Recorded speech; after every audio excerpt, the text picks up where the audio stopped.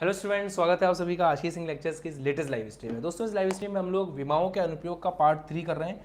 बहुत छोटा सा अनुप्रयोग आज हम पढ़ेंगे और उस अनुप्रयोग को पढ़ने के बाद में आपका ये जो विमाओं वाला टॉपिक है वो पूरी तरह से कंप्लीट हो जाएगा। फिर अगली क्लास से हम लोग त्रुटियां वाला टॉपिक शुरू करेंगे, जिसको हम लोग कहते हैं एरर, है ना।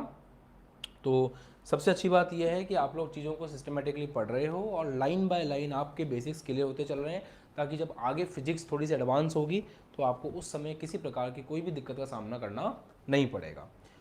तो चलिए, सबसे पहले तो हम ये देखते हैं कि विमाओं के कौन कौन से दो अनुप्रयोग हम पढ़ चुके हैं, उसको हल्का से रिवाइज करते हैं, फिर आगे बढ़ते हैं। आप लोगों ने जो भी अनुप्रयोग पढ़े ना, वो अनुप्रयोग किस चीज़ से कनेक्टेड थे आपको याद है? विमीय समांगता का नियम सबसे इंपॉर्टेंट वही था, जिसमें आपने सबसे पहले कोई भी समीकरण की जांच करनी है। जैसे फॉर एग्जांपल v बराबर u प्लस ए टी है, तो आपने कहा कि अगर कोई भी समीकरण सत्य है तो उस समीकरण की सत्यता की जांच जो है हम विमाओं की सहायता से कर सकते हैं। विमीय अनुप्रयोग में ये चीज़ आती है। हम यहाँ बात कर रहे हैं तो u को अगर आपने ए टी के अंदर जोड़ा है, u को अगर आपने ए टी में जोड़ा है और उससे v निकल करके आया है, इसका मतलब यह है कि तीनों की विमाएं बराबर होंगी। जैसे कि हम 6 मीटर प्लस 4 मीटर करते हैं तो उससे आंसर निकल करके आता है 10 मीटर। तो इन तीनों के अंदर एक चीज़ कॉमन होनी चाहिए कि भाई तीनों मीटर ही होने चाहिए। अगर इनमें से एक भी सेंटीमीटर हुआ तो फिर आप उसको नहीं कर सकते, फिर आप उसको ज्वाइन ही नहीं कर सकते, आप उसको जोड़ ही नहीं सकते हो। तो ये चीज़ आप लोगों ने जो है लास्ट क्लास में बढ़िया से पढ़ाई की थी। उसके बाद आपने ये भी समझा था कि अगर अपन सेकंड केस में, जैसे आपने ध्यान दिया था उस बात पे कि अपन सूत्र भी व्युत्पन्न कर सकते हैं। सूत्र व्युत्पन्न करने का मतलब क्या है? यहाँ पर सूत्र व्युत्पन्न करने का मतलब ये है कि जैसे आपको मैं ये बता दूं कि बल दो चीज़ों पर निर्भर करता है, एक तो द्रव्यमान पर और एक त्वरण पर। तो आप द्रव्यमान की घात x मान लेते थे और त्वरण की घात y मान लेते थे। उसके बाद में आप इसका विमीय सूत्र लिखते थे, इन दोनों का विमीय सूत्र लिखते थे, इनको आपस में बराबर करते थे और वहां से x और y का मान निकल करके आता था। जैसे फॉर एग्जांपल यहाँ वाले केस में x का मान 1 और y का मान 1 निकल के आया था। फिर आपने कहा था कि भाई यहाँ से ये बात समझ में आती है कि f बराबर क्या है? km है। एक कांस्टेंट के बारे में बात हुई थी कि जब भी ये चिन्ह हटता है तो एक कांस्टेंट आता है। तो ये आपने सीखा कि विभिन्न भौतिक राशियों में संबंध स्थापित हम किस प्रकार से कर सकते हैं। विभिन्न भौतिक राशियों में संबंध स्थापित करने के लिए आपको किस चीज़ की आवश्यकता है, उसके लिए आपको बस ये बताना होगा। क्वेश्चन के अंदर वो बताता है आपको कि कौन सी भौतिक राशि किन किन अन्य भौतिक राशियों पर निर्भर कर सकती है। अगर इतनी जानकारी वो आपको दे दे तो आप अपने स्वयं विवेक से जो है पूरे मेथड को फॉलो करते हुए चीज़ों को आराम से निकाल सकते हैं। ठीक है, यहाँ तक कोई दिक्कत नहीं है। आज हम लोग ये सीखेंगे कि विमीय विश्लेषण का प्रयोग करके किसी भौतिक राशि को एक मात्रक पद्धति से दूसरे मात्रक पद्धति में आप किस प्रकार से लेकर के जा सकते हैं। तो आज की हेडिंग रहेगी तीसरा अनुप्रयोग। सभी लोग हेडिंग लगाएं। तीसरा अनुप्रयोग है एक भौतिक राशि को किसी भौतिक राशि को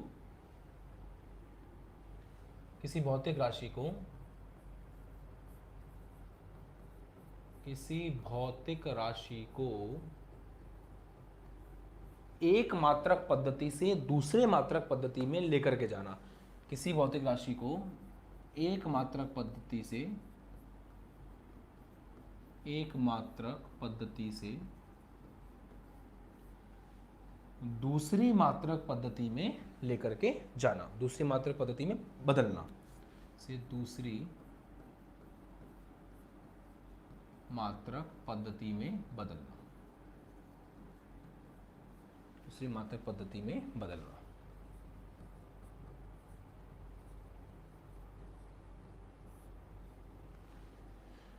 अब ये पता है कैसा है? ये कुछ वैसा ही है। जैसे मैं आपको कहूं कि आपको ऐसे ही मात्रक से सीजीएस मात्रक में जाना है, फॉर एग्जांपल, ये उस तरह से चीज़ है कि एक मात्रक पद्धति को दूसरी मात्रक पद्धति में बदलने का मतलब यहाँ पर यही है कि हम इससे जा रहे हैं, हम अपने ऐसे ही मात्रक से अपन किसके अंदर जा रहे हैं? सीजीएस मात्रक के अंदर जा रहे हैं। ठीक है, चलो शुरू करें। ये किस तथ्य पर आधारित है वो अपन देखते हैं। ये इस तथ्य पर आधारित है, इसका लॉजिक क्या है? इसका लॉजिक लिखते हैं पहले। इसका लॉजिक ये है कि किसी भी भौतिक राशि का जो परिमाण है वो मात्रक पद्धति पर निर्भर नहीं करता। धीरे धीरे समझ में आएगा। पहले मैं आपको स्टेटमेंट बताऊंगा, फिर मैं आपको एग्जांपल दूंगा, फिर मैं आपको फॉर्मूला बताऊंगा, फिर हम 2 क्वेश्चन करेंगे जिसमें से एक मैं करूंगा और एक आप करोगे। तो ये सीक्वेंस चलेगी, तब जाकर के टॉपिक क्लियर होगा। तो आपको थोड़ा सब्र रखना है, थोड़ा सा पेशेंस रखना है और सुनते रहना है।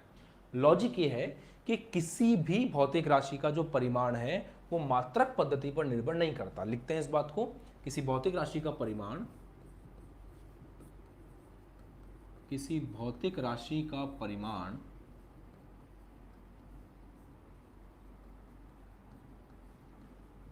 मात्रक पद्धति पर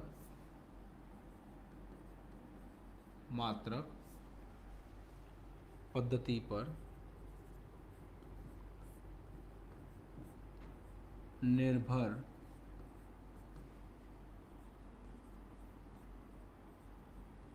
नहीं करता। अब इसका क्या मतलब मैं आपको समझाता हूं। जैसे मान लीजिए आपको मैंने कहा कि यार एक काम करो, आप एक दूरी माप करके आओ। दूरी है ना, एक भौतिक राशि अपने ले ली, फॉर एग्जांपल दूरी।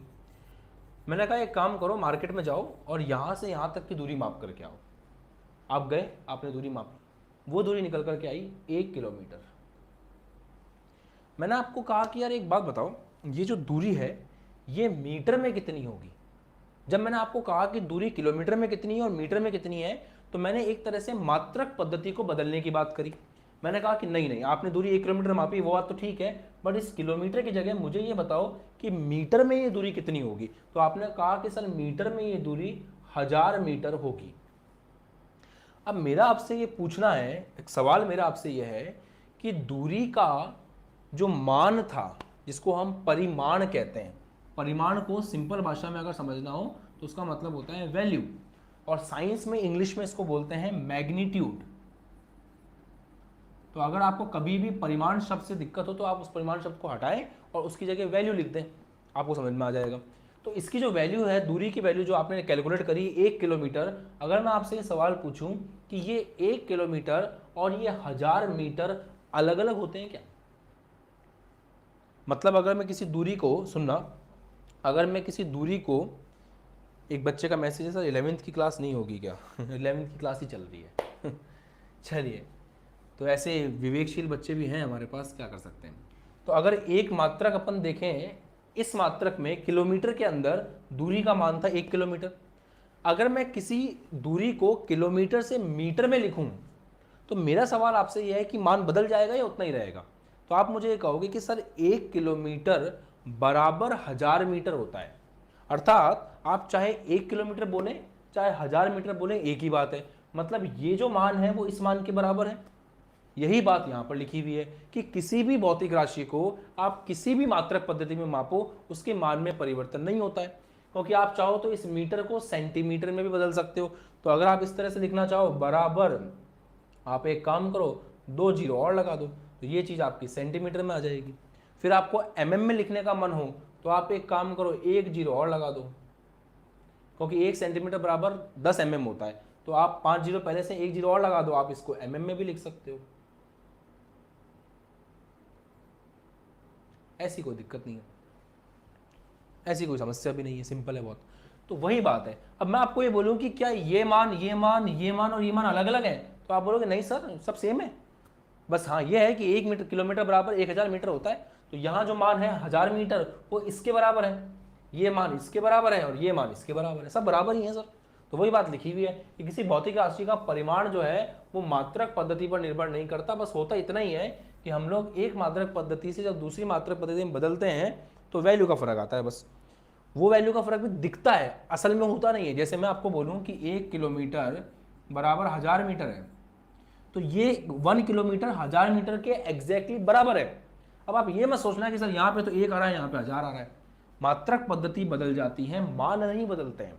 समझ पा रहे हो ना मैं क्या बोल रहा हूँ? जैसे मैं आपको ये बात बोलूँ कि क्या 1 किलोमीटर और 1000 मीटर में कोई फर्क है, तो आप बोलोगे सर 1 किलोमीटर और 1000 मीटर में कोई भी फर्क नहीं है, बस फर्क है तो मात्रक पद्धति का फर्क है।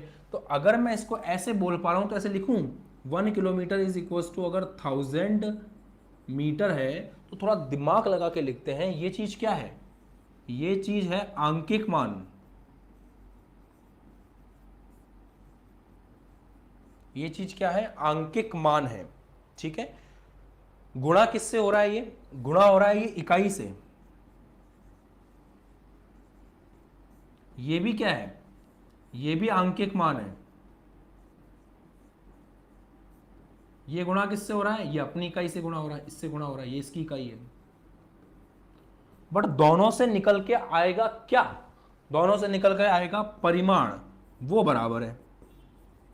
मतलब आप चाहे किलोमीटर में लिखें चाहे मीटर में लिखें, परिमाण बराबर है। तो इसको ऐसे बोल सकते हैं कि यहां अंकिक मान का मान n1 है, मात्रक पद्धति u1 है, वो बराबर है किसके, यहां मान n2 है, इधर मात्रक पद्धति u2 है।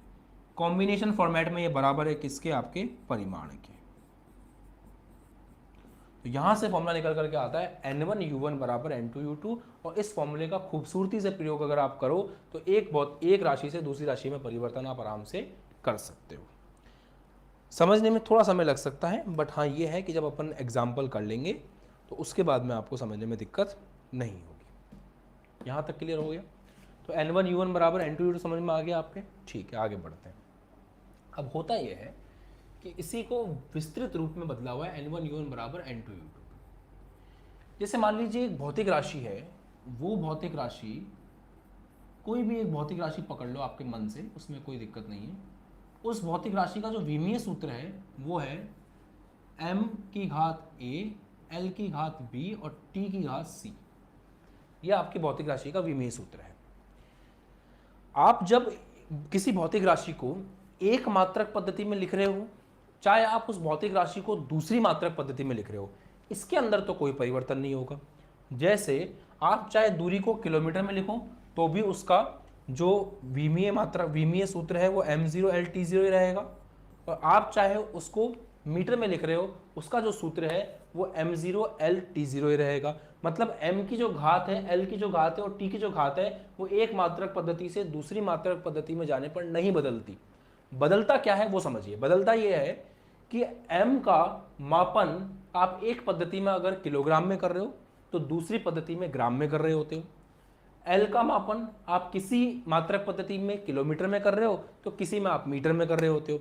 समय का मापन हो सकता है किसी मात्रक पद्धति में आप घंटों में कर रहे हो और किसी में आप सेकंड में कर रहे हो। तो बदलता क्या है, M, L और T में अंदर ही अंदर केवल और केवल पद्धति बदलती है। बाकी जो m की घात है, जो l की घात है और जो t की घात है, उसके अंदर किसी प्रकार का कोई परिवर्तन देखने को नहीं मिलता। तो मैं ये बोल सकता हूं कि ये जो a है, ये जो b है और ये जो c है, ये आपस में नहीं बदलते।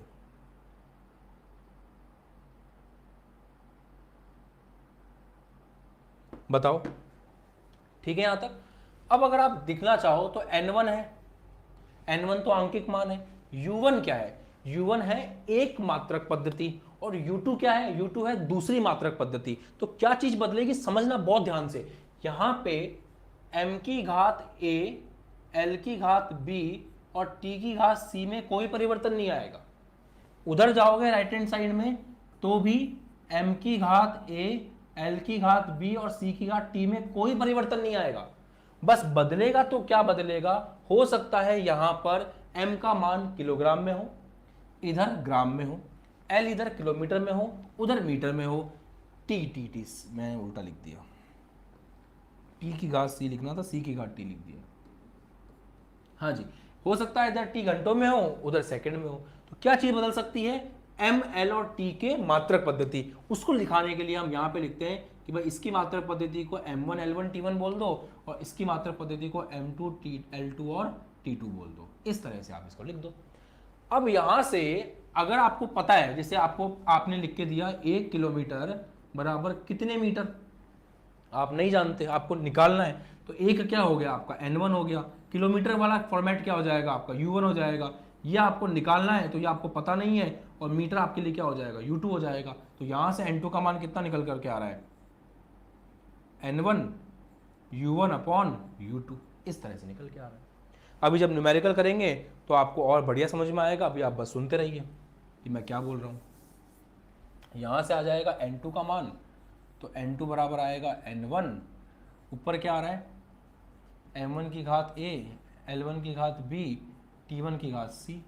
नीचे क्या आ जाएगा, ये पूरा m2 की घात a, L2 की घात b और T2 की घात c, इस तरह से आ जाएगा। अब इसको ध्यान से देखें तो N2 बराबर N1, इधर देखें तो M1 अपॉन M2 पावर में a, इधर देखें तो L1 अपॉन L2 पावर में b, इधर देखें T1 अपॉन T2 पावर में c, ऐसे। तो ये फॉर्मूला जनरली आपको बुक्स में लिखा हुआ मिलेगा। इस फॉर्मूले की बेहतर समझ आपको तब बनेगी जब मैं एक न्यूमेरिकल आपको अभी करके दिखाऊंगा। हालांकि अभी तक आपको थोड़ा बहुत तो समझ में आ ही गया होगा। बताओ, ठीक है यहाँ तक?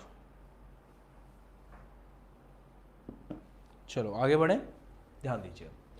तो यहाँ तक किसी को अगर स्क्रीनशॉट वगैरह लेना हो, कॉपी करना हो तो कर सकता है, और पॉज करके नोट्स बनाने हो तो बना सकते हो। इसके बाद में हम एक क्वेश्चन करेंगे, क्वेश्चन करने से आपको बेहतर समझ पड़ेगी कि टॉपिक में चल क्या रहा है। ठीक है, बढ़े आगे। अब मैं आपको एक प्रश्न पूछ रहा हूं कि बल के दो प्रकार के मात्रक हैं।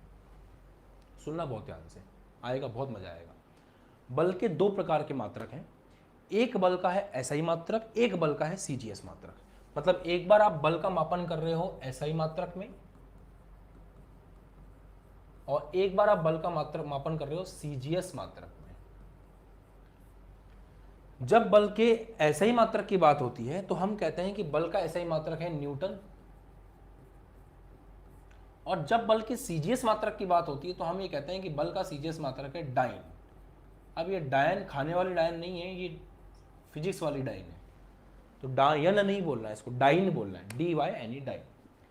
अब मेरा प्रश्न यह है कि भाई मुझे नहीं पता कि 1 न्यूटन बराबर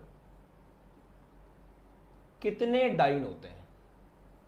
अब मैंने आपको यही क्वेश्चन दिया कि आप एक काम करो, अपनी मात्रक पद्धति की समझ से या मात्रक पद्धति के अनुप्रयोग के आधार पर ये निकाल करके बताओ मुझे कि 1 न्यूटन में कितने डाइन होते हैं। ये मैंने टास्क आपको दे दिया, होमवर्क दे दिया आपको। अब आपको ये करना है, शुरू करते हैं। अगर मैं आपसे बोलूं कि चाहे आप न्यूटन में बल को माप रहे हो, चाहे आप डाइन में बल को माप रहे हो, कौन सी चीज तो नहीं बदल रही, तो आप बोलोगे बल, मतलब बल का विमीय सूत्र नहीं बदल रहा। तो आपको सबसे पहले तो भौतिक राशि का विमीय सूत्र लिखना होता है। तो बल का अगर आप विमीय सूत्र लिखोगे तो वो आएगा MLT-2। ये वो चीज है जो बदल ही नहीं सकती। बढ़िया, अब शुरू करते हैं।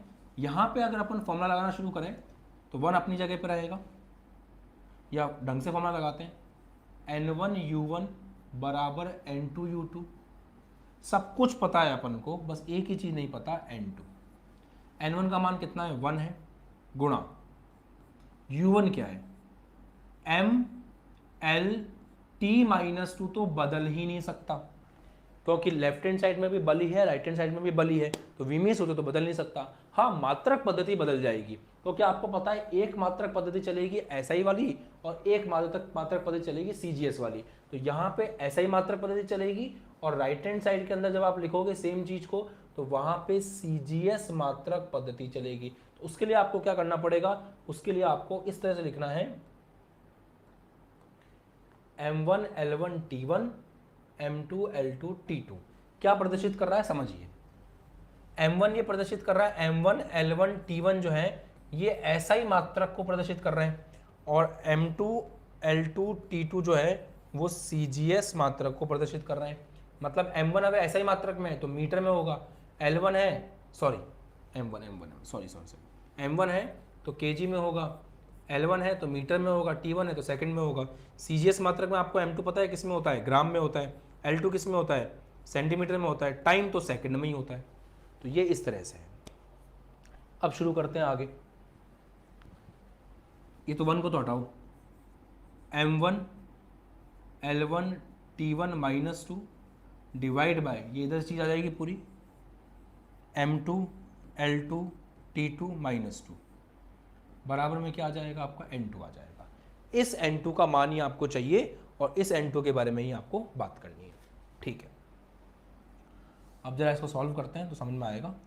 N2 बराबर, ये दोनों सेम है, लिख दो, पावर तो सेम ही है ना, तो M1/M2 लिख सकते हो आप। इन दोनों की क्या है, L1/L2, दोनों की पावर 1 1 ही है, तो आप ऐसे L1/L2 लिख सकते हो।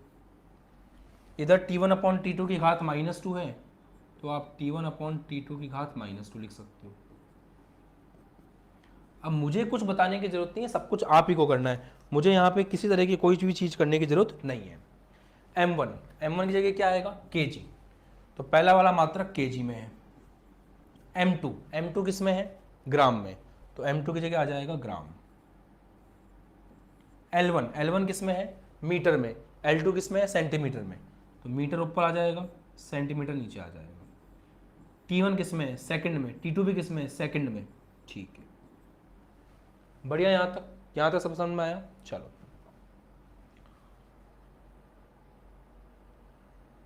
अब आगे देखो, अगर इनको आपस में काटना है तो कैसे काटेंगे।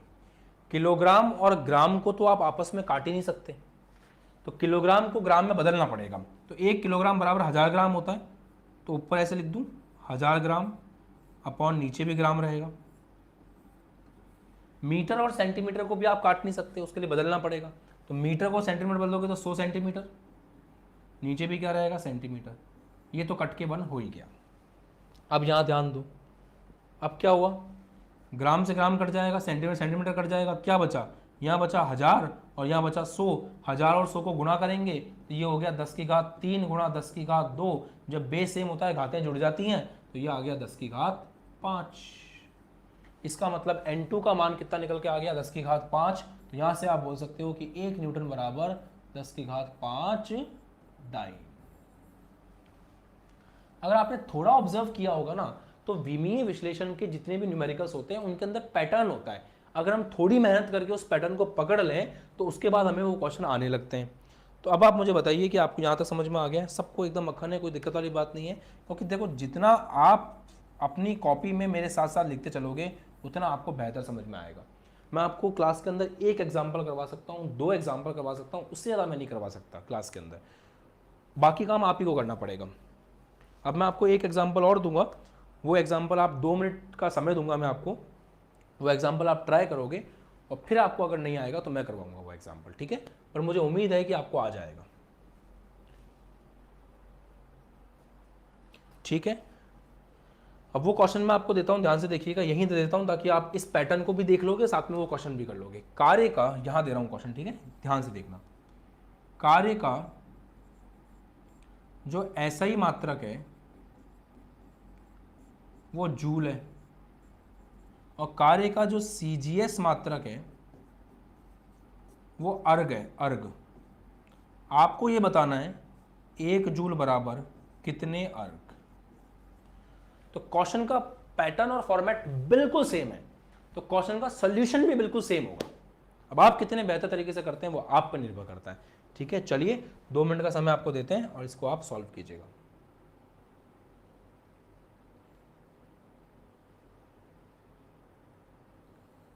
ये टाइमर यहाँ साइड में चलता रहेगा, सॉल्व कीजिए इसको।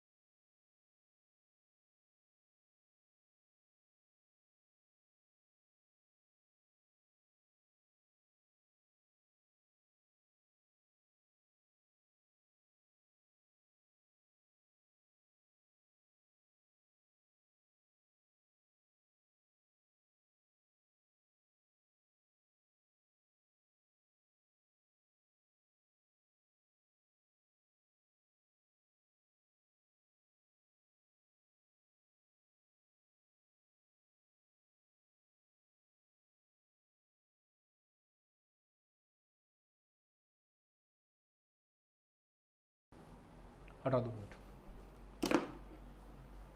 हो गया ठीक। हाँ जी, तो सॉल्व कर लिया आप लोगों ने?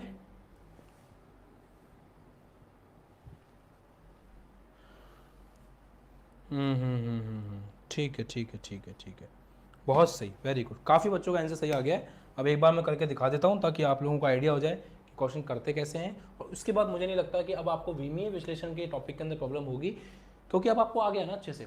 और अब इसका जो सेकंड सेक्शन है वो अगली क्लास से स्टार्ट हो जाएगा, जहाँ आप त्रुटियों के बारे में बात करेंगे। बहुत इंपॉर्टेंट सेक्शन होगा, बहुत ध्यान से आइएगा क्लास में, रिविजन करके आइएगा। चलिए, तो हमें पता लगाना है कि भाई 1 जूल बराबर कितने अर्ग हैं। तो जब आप 1 जूल बराबर कितने अर्ग हैं इसका पता लगाने जा रहे हो ना, तो सबसे पहले दिमाग लगाओ कि भाई आपको N1U1 बराबर N2U2 का फॉर्मूला किस प्रकार अप्लाई करना है। उसको अप्लाई करने के लिए सबसे पहले ये दिमाग लगाओ कि ये कौन से भौतिक राशि को प्रदर्शित कर रहा है। तो ये प्रदर्शित कर रहा है कार्य को।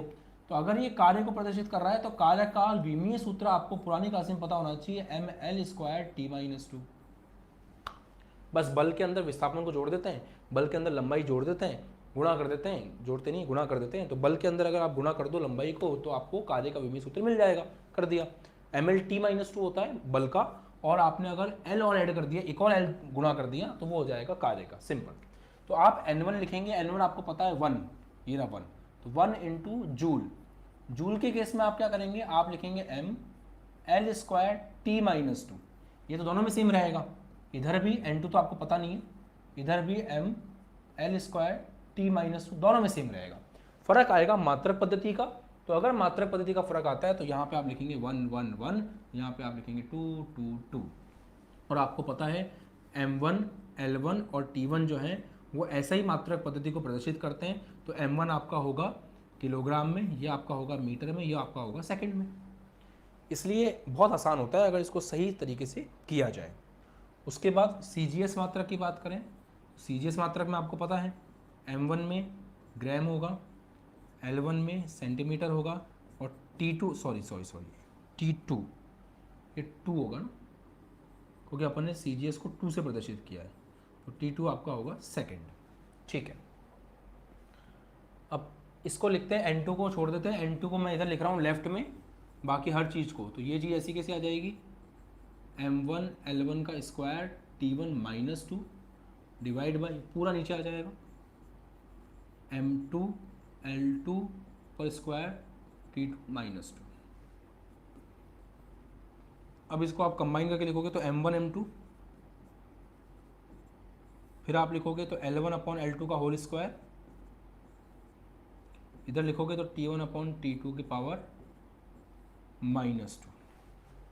ठीक है, यहाँ तक आ गया सबको समझ में। अब वो ये सेंटीमीटर मीटर का खेल चलेगा, तो यहीं कर देते हैं। उसके बाद M1 किस में है, किलोग्राम में, M2 किस में है, ग्राम में, पावर्स कुछ नहीं है, L1 है मीटर में, ये है सेंटीमीटर में, पावर स्क्वायर है, पहला वाला सेकंड में है, दूसरा वाला भी सेकंड में है, पावर -2 है। अब ऐसे तो आप डायरेक्टली काट नहीं सकते इसको, तो किलोग्राम को ग्राम में बदलना पड़ेगा। तो किलोग्राम को ग्राम में बदला तो 1000 ग्राम डिवाइड बाय ग्राम, अब कट सकता है, कोई दिक्कत नहीं है। मीटर को सेंटीमीटर में बदला, 100 सेंटीमीटर बटा सेंटीमीटर, अब कट सकता है, कोई दिक्कत नहीं। आगे स्क्वायर है, स्क्वायर को भूल मत जाना, गुणा में 1 आ जाएगा क्योंकि वो कट जाएगा। अब यहाँ से वैल्यू कितनी निकल के आ रही है, 10⁻³ इधर से, गुणा ये 10⁻² है। अब देखो समझो, जैसे 100 की पावर 2 कैसे होगा सॉल्व, 10⁻² है, पावर में 2 है। जब ऐसे होता है ना तो ये नियम चलता है, m की घात अगर n होती है तो वो हो जाता है a⁻mn, गुणा हो जाता है। तो यहाँ पे ये 10⁻² × 2 गुणा हो जाएंगे और ये आ जाएगा 10⁻4। ठीक है, ये चीज़ रहेगी इसके अंदर, तो ये आ जाएगा यहाँ पे 10⁻4। और इसको जोड़ेंगे। और हाँ, एक और बात, जैसे a की घात, ये सब पता होना चाहिए आपको, a की घात m गुणा a की घात n हो रहा है तो फिर बेस पावर जुड़ जाएगी। अगर ऐसे है ना, a की घात m के पावर में n है तो गुणा होगी, और अगर इस तरह से है जहाँ बेस सेम है और पावर ऐड होगी अगर गुणा कर रहे हैं तो ये दोनों चीज़ें जो है ये बेसिक मैथमेटिक्स में आती हैं, आपको आनी चाहिए। तो यहाँ पे क्या होगा, 10⁻³ और 10⁻4 है, तो ये हो जाएगा 10⁻³ + 4, और यहाँ से आंसर निकल के आएगा 10⁻7। तो आप ये बोल सकते हो कि 1 जूल बराबर आपका आंसर आ गया है। बहुत बहुत बधाई कि 1 जूल बराबर जो है वो है 10⁻7 अर्ग। तो एग्जाम में फोकट के नंबर हैं।